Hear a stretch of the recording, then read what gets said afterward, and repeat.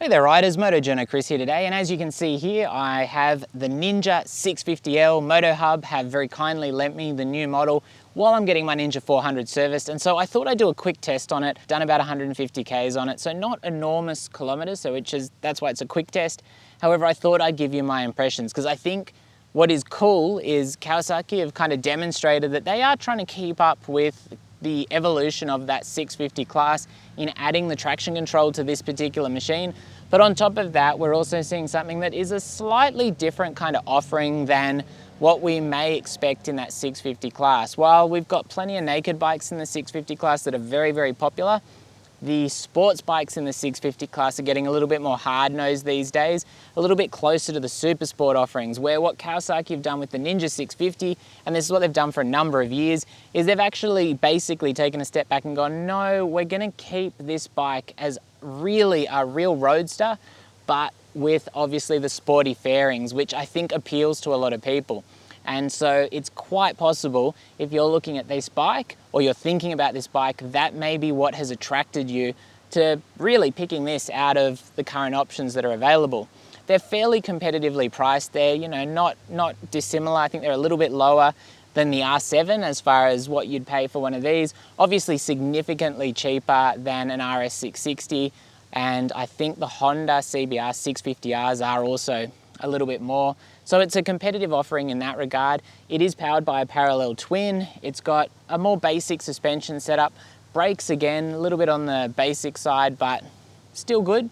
And what does stand out is obviously we're getting the TFT display, which was already on the bike. We now get the Kawasaki traction control.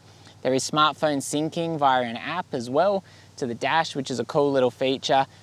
Brings the standard of the bike up a little. And then of course, we're talking about a 650 class bike, sports bike styled, but as I said, I think very much a naked bike styled machine.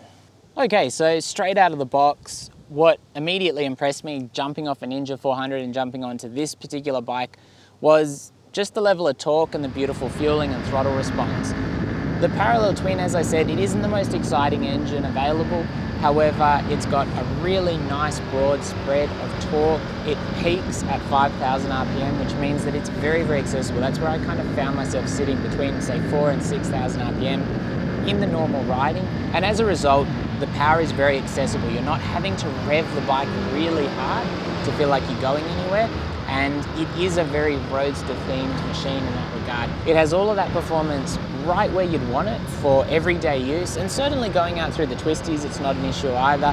However, I would say that by the time you hit about 8,000 RPM, the engine gets a little bit vibey, which you feel through the seat. However, keeping it in that media torquey part of the engine is very, very rewarding and very fun.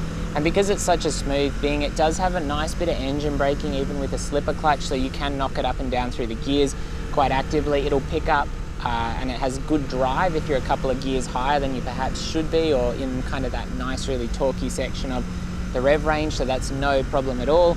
And knocking it down through the gears as well, you get nice engine braking, so you can also knock off a bit of speed quite actively through the gearbox. There's no quick shifter.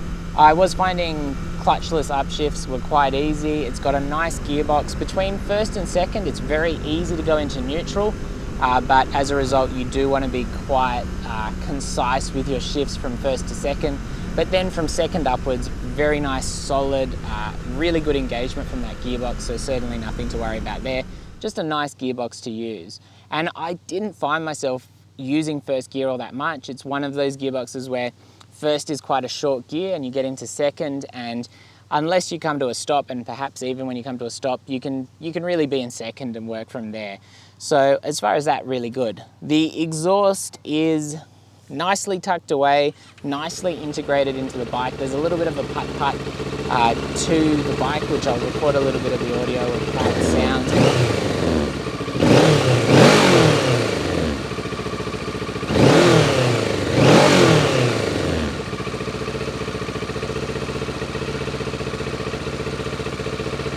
It's not an impressive soundtrack really, but there's a bit of audio there which I think people will appreciate, and replacing that with an aftermarket system will of course reward you with a much better sound.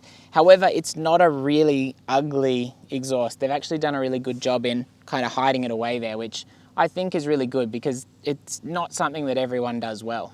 The other big standout to me is the ergonomics of the bike, which is probably a bit of a strange thing if you're not kind of familiar where I'm coming from.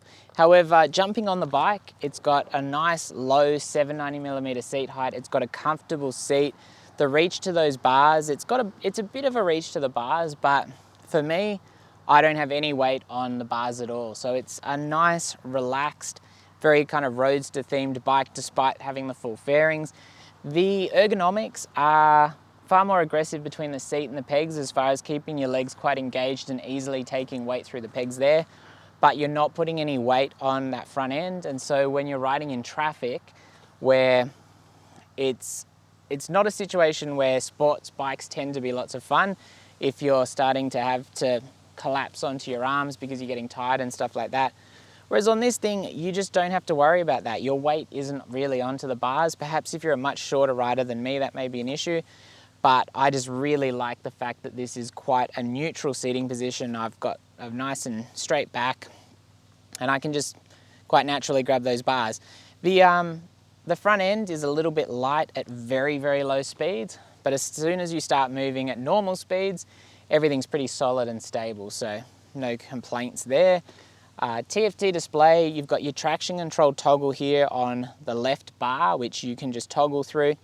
Turn the traction controls between level 1 and 2 and off, so you can turn that off. Not sure why you would. As far as this frontal area here, you're getting quite a lot of protection from the fairings, but that screen is quite small, and certainly when I was riding, I was noticing I was getting a bit of wind kind of even onto my chest, which I thought was enormous. I expected it to be more up over the top of the helmet, but it might just be the wind coming through that lower section. I do feel like it was giving a bit of protection to the GoPro, so hopefully that won't have picked up as much wind, but you probably want to get in quite close to avoid the wind and treat it a bit more like a sports bike in that regard. Great vision through the mirrors, adjustable levers, nice wide bars, and like I said, a very comfortable bike.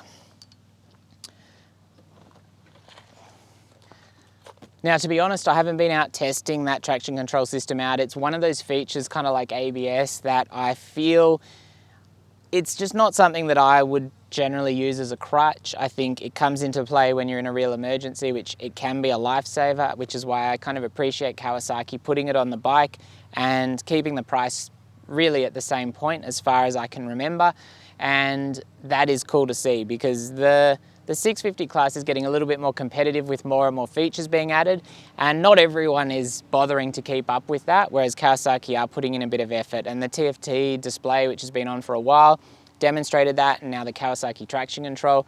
I think it's just a nice little bit of peace of mind for people and a little bit of extra tech that if you're looking at new bikes, it might just push you over the line to this particular bike. Of course, the styling is an enormous standout. I love the look of the bike, particularly in the KRT colors. Not everyone does, but to me it's one of the more eye-catching liveries available, and it's one of the things that I really like about my Ninja 400. And I will say, I was really impressed jumping from the Ninja 400 onto the Ninja 650. And I said to myself, I can definitely see where the money moving from the Ninja 400 to the 650 is. It's not going to be for everyone, but it definitely feels to me like quite a good investment. And certainly the finish quality of the Ninja 650 is a step up from the Ninja 400 in my mind. Which again, it's a slightly more premium machine overall than the Ninja 400, which I think is a little bit more price conscious and price based to keep that, very competitive. Okay, so we're back at the front of the bike. As you can see here, we've got these really cool pedal rotors, 300mm rotors, dual piston calipers. Dual piston calipers is, it's not a 4-piston caliper. What else can I say? But it does have the dual disc set up on the front end. It's pulling up 191 kilos. And this bike was brand new, so the brakes are no doubt still being bedded in. And I will say there's definitely not a lot of bite from this brake setup, which is actually probably good for new riders. It may frustrate riders who are a little bit kind of more advanced. However, that can probably be fixed with a different set of brake pads. And what I did notice is kind of using the brakes more gently. I was thinking, the system isn't kind of giving me the feel or the bite that I'd prefer. However, if you're getting more aggressive on those brakes and using them quite aggressively, there's actually really good power, and it feels like they pick up a little bit more feel when you are using them more aggressively like that. So I can't complain too much, but I will say the brakes weren't an enormous standout to me. They do a good job, but you know, the 2-piston calipers to me are probably a little bit more new rider orientated rather than being really like performance orientated. Just that little bit more laid back, which I guess is really matching the style of the bike overall. With that being said, it's backed up by ABS. As far as the suspension, while we're up the front here, it has traditional telescopic forks, so we're not getting upside down forks. 41mm forks, no adjustability. I found the front end quite good. There is just that little, like the front end had a little bit of a tendency to kind of wander at very, very low speeds, like crawling in traffic at a couple of kilometers an hour. But once we got moving, it handled very, very nicely indeed. And I will say, while not perhaps as agile and as light as my Ninja 400 or my Sparkbillion 401, it does feel a little bit more solid, which is not surprising moving up to a larger capacity and weight bike. But I was still having a hoot through the twisties. And while I wasn't trying to get a knee down or like going insane or anything like that, I was having a heap of fun riding this through those twisties. And I don't doubt the fact that the taller bars and the wider bars keeping you a bit more upright, it helps give you a sensation of speed where you're not necessarily really doing anything insane, but you feel like it and you're having fun, which is really what it's all about to me, and I think, again, suits this style of bike.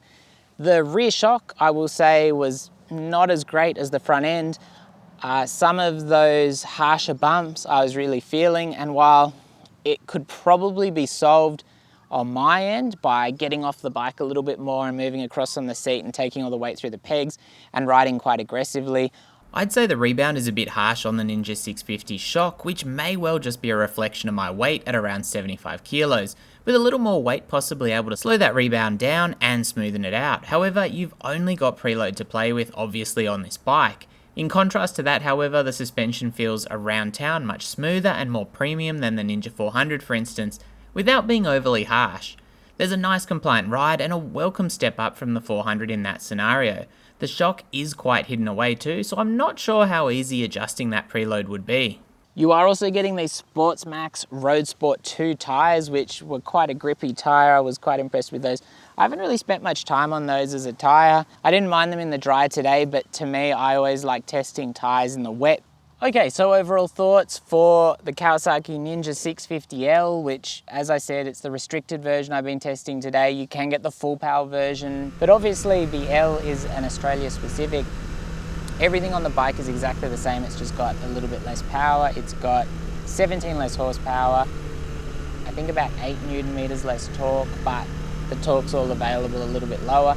And I would say this is really a nicely refined machine. I think it stands out in my mind because, as I've said, the ergonomics are nice and relaxed, but it gives you the sports bike look and feel for a new or an intermediate rider. So if you don't want a ZX-R because you just find that too aggressive and you don't mind downgrading that power a little bit, I would say the Ninja 650 or the Ninja 650L, if you're a beginner, is going to do the job. You should be very, very happy with this. It gives you the nice upright seating position, nice low seat height.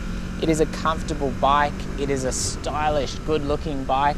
It's not running top end brakes. It's not running highly adjustable suspension. It is kind of just taking into account some of the other updates we've seen within the segment in offering a TFT display and some electronics. So it's a big thumbs up from the Ninja 650L for me.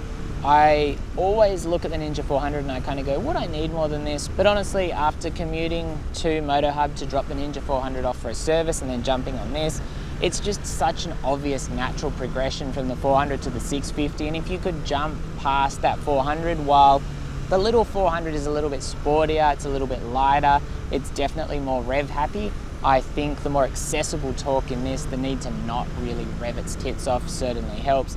It's just a beautiful, beautiful machine that has a different set of strengths than the Ninja 400, and while you are paying for a slightly more premium bike, it's easy to see why these are still popular, if not quite as popular as the Ninja 400. And I think that really comes down to price.